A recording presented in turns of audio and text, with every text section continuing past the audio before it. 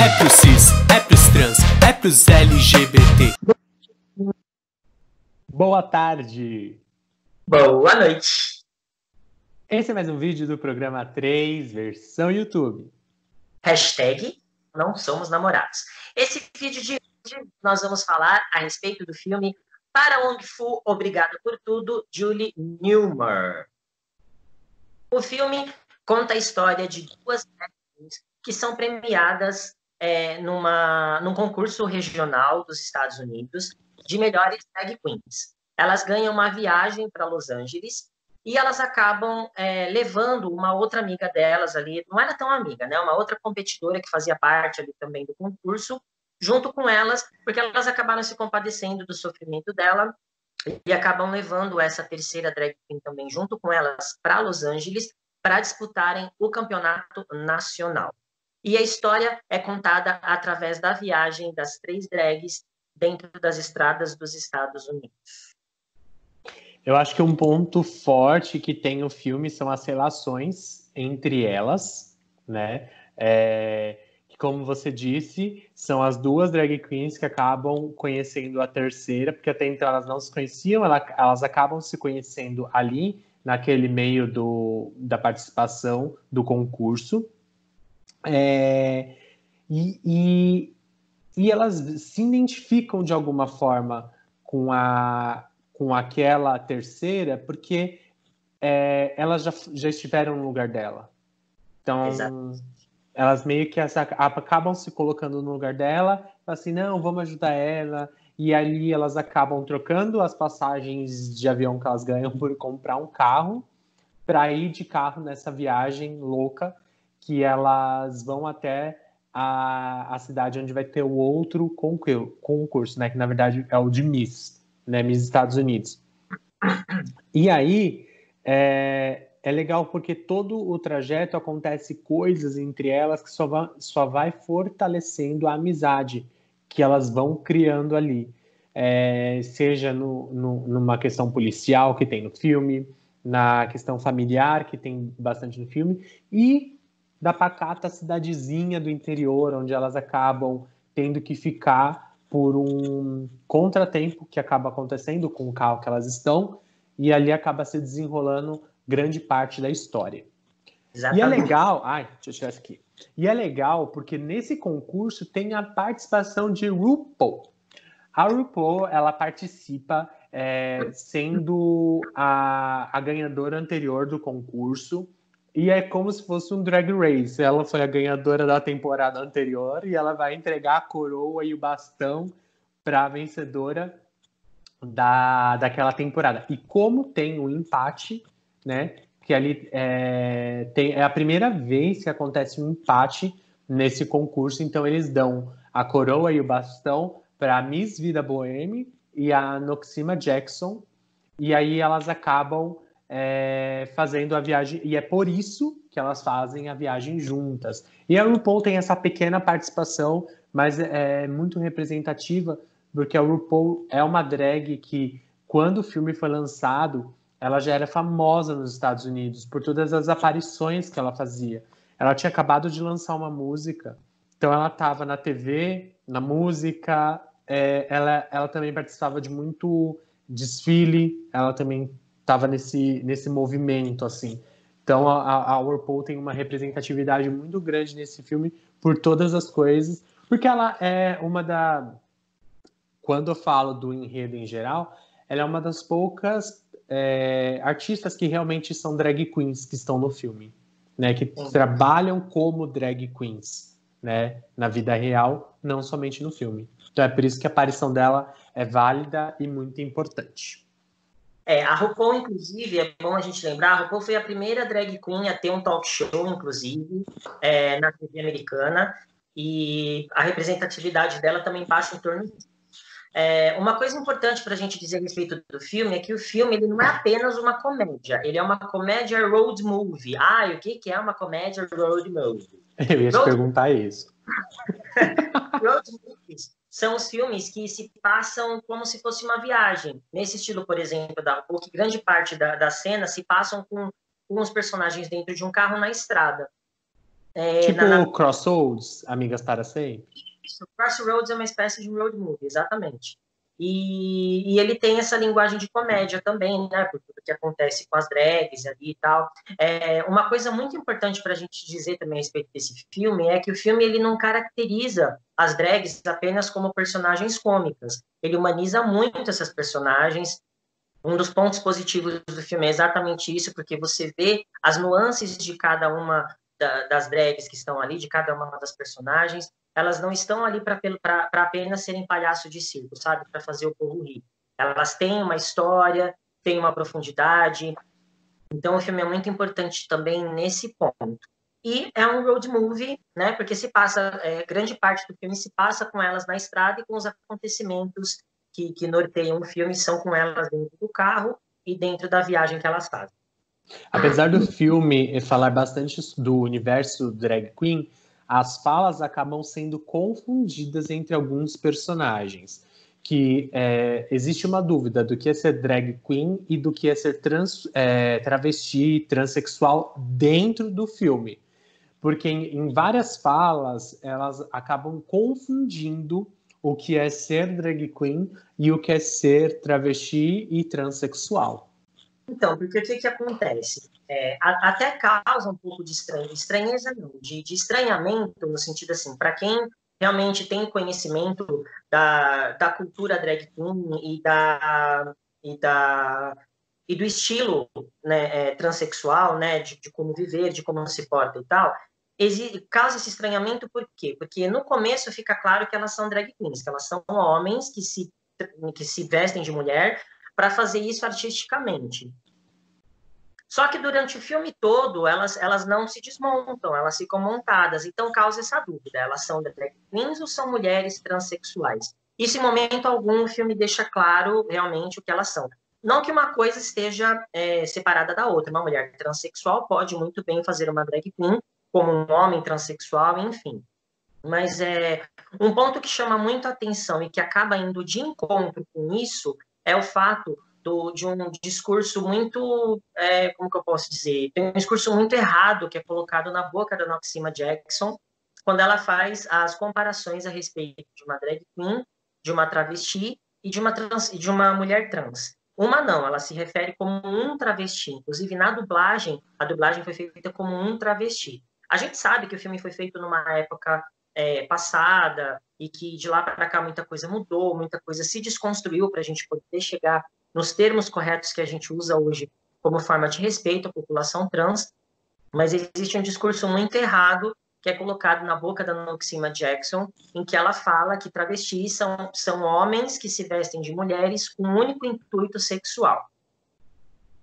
E também tem a fala que ela coloca que drag queen são homens que se vestem de mulher de uma forma fabulosa, coisas nesse sentido, que ali fica tudo... São homens gays que têm noção de estilo, na visão dela é isso. Então, assim, toda essa fala que ela dá de falando o que é a drag queen, o que é a travesti, o que é a transexual, e ainda faz um bullying ali, né, com a Misty T, que fala que ela era apenas um menino de vestido, o que não deixa de ser um preconceito e um bullying ali, os dois no mesmo pacote que ela vai dando ali para Misty T. E eu entendo por que está errado de ser feito naquela época. Se eu não me engano, foi em 1995 que foi feito esse filme, não é? Isso.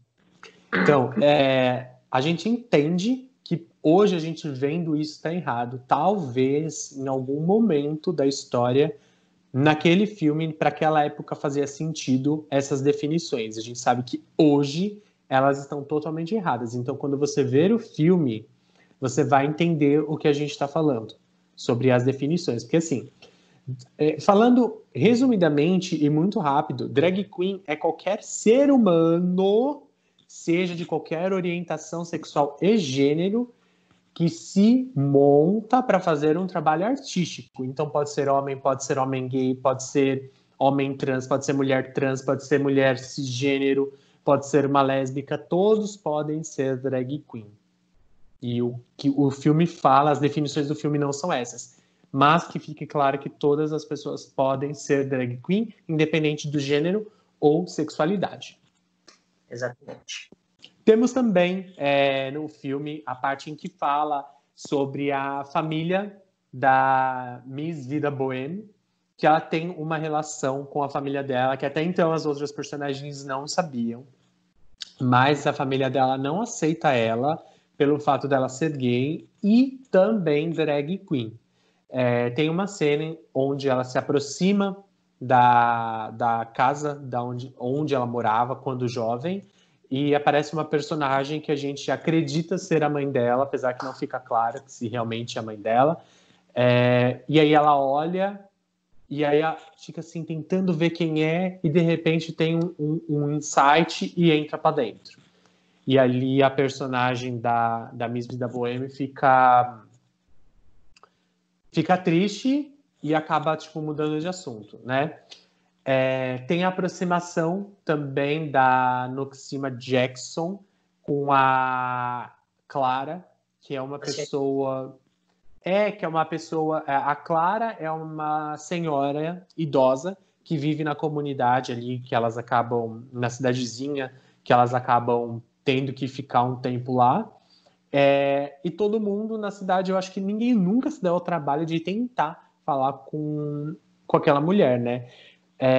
E todo mundo taxou ela. Aliás, naquela cidade ali acontece vários bullying, né? Todo mundo era rotulado de alguma coisa. E ela era rotulada por não falar e tudo mais, e as pessoas achavam que ela era louca, mas na verdade ela era uma pessoa totalmente sã, e ela adorava falar sobre filmes, e foi graças à aproximação da Noxima Jackson que as pessoas na cidade descobriram que ela sabia falar e que ela não tinha nenhum tipo de problema.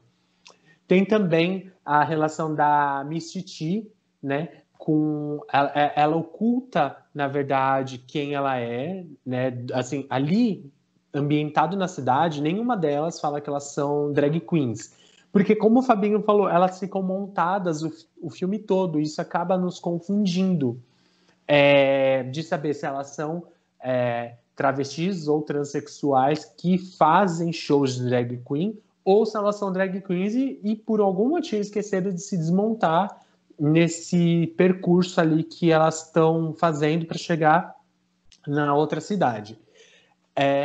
E ali, nessa cidadezinha onde acontece a maior parte do filme, a Miss Titi ela acaba tendo meio que um romance com um dos caras que moram na cidade. E ali ele acaba se apaixonando por ela, e ela só cai em si quando ele fala para ela que ela nunca mentiria para ele. E aí ela se toca, né, que na verdade tudo que está acontecendo ali é uma grande mentira, porque ela não se revelou como ela realmente é para ele. E aí ela também, por uma outra questão da Bobby Lee, que é uma das adolescentes que moram na cidade, gostar desse cara que estava interessado na Miss Titi, aí ela pensa em várias coisas, e por influência também da Miss Vida Boheme e da Noxima Jackson, ela acaba deixando o cara para lá e inventa uma desculpa de que ela não vai servir para ele. Como é que eu posso dizer? Essa influência toda que a Miss Vida Boheme e a Noxima Jackson têm sobre a Titi Rodrigues se vale pelo fato do respeito e da admiração que a Titi tem pelo fato delas já serem drag queens muito conhecidas, delas serem drag queens muito respeitadas. Então é como se a Miss Vida Boheme e a Noxima Jackson fossem uma espécie de mães ali, de madrinhas da Titi Rodrigues. É por isso que grande parte das coisas que acontecem ali em volta da Titi tem a Noxima Jackson e a Vida Boheme como conselheiras ali do que está acontecendo. Inclusive, elas se compadecem, né, de levar a Titi para essa viagem, porque a Titi se declara como grande fã delas e falar, tipo, eu quero muito ser como vocês duas um dia e tal. Então, isso é uma coisa que ajuda bastante também. Um outro tema que o filme toca também seria a homofobia ligada à pessoa que é embustida. Um dos personagens ali fica claro que ele é um homofóbico e nunca se explica qual que é o motivo, né, o porquê que acontece, e aí acontecem coisas ali que você fica se perguntando, você fala, peraí, mas o que é que está acontecendo ali dentro da cabeça daquele ser humano, né? E aí acaba indo ao encontro, eu sempre erro esses termos aí, acaba indo ao encontro do que eu acredito, todo homofóbico é um gay enrustido. Isso é uma teoria que eu tenho comigo, já li diversas matérias a respeito disso também, porque eu acredito que quando a gente ataca demais alguém, a gente quer ocultar aquilo que a gente acaba escondendo em nós mesmos. Então, esse é um termo também que o filme também fala a respeito, que é dessa homofobia oculta em pessoas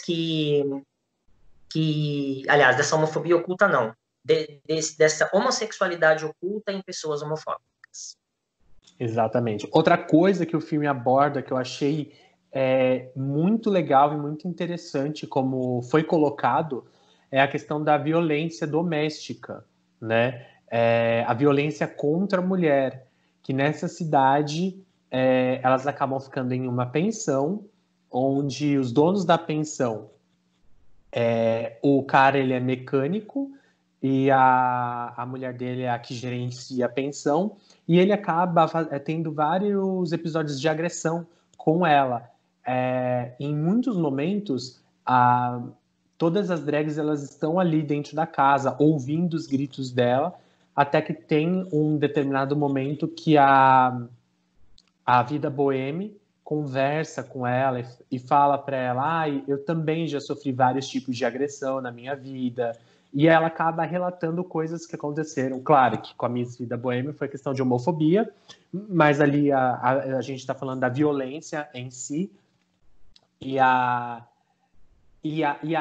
personagem, ela tem, como eu posso dizer, ela é uma típica vítima de violência doméstica. Ela sempre dá desculpas para as pessoas não descobrirem que realmente está acontecendo uma agressão. Ela acaba se culpando por tudo que acontece, que isso é uma coisa muito comum em vítimas de violência doméstica, que elas se culpam e, na verdade, quem é culpado é o opressor, que no caso dela, no filme em si, é o marido. E aí tem um determinado momento que a Miss Vida Boheme, ela acaba ficando de saco cheio daquela situação e vai enfrentar o marido dela. Então é bem legal falar de violência doméstica nessa época.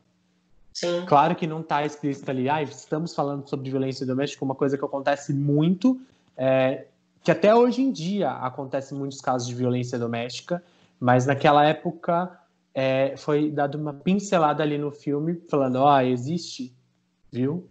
E a gente precisa falar sobre isso também. Um contraponto muito bacana que tem no filme é a liberdade junto com a tradição, né? A liberdade que aquelas artistas têm, a maneira de vida delas, que é completamente para frente, é completamente uma cabeça aberta e tal, que existe essa quebra de costumes, que é exatamente no ponto em que essas artistas elas chegam nessa cidade pequena. Isso é um ponto muito importante também para a gente entender como a arte é importante para abrir a cabeça das pessoas, porque até então aquela cidade era fechada, era praticamente presa numa bolha, né? Não sabia o que acontecia do lado de fora, o que tinha ali.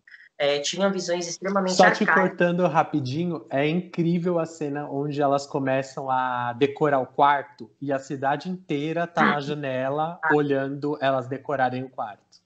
Exatamente.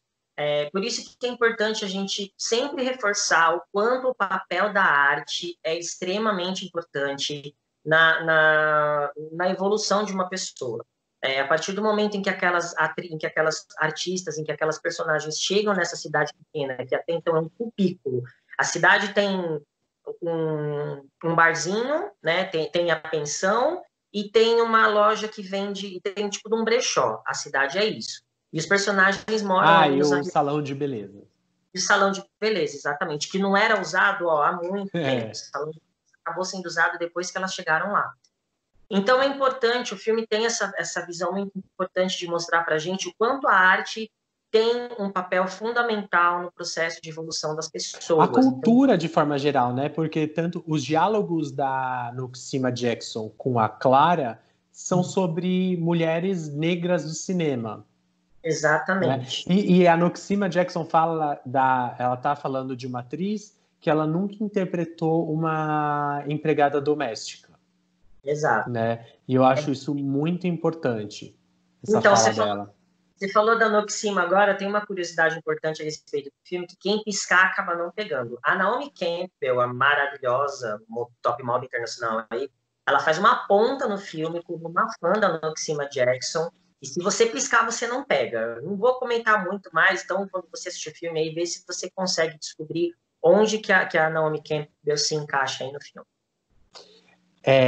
E uma última curiosidade que a gente traz aqui para o filme é referente aos atores, não é sobre o filme em si, das indicações ao Globo de Ouro, que o Patrick Swayze o nome dele?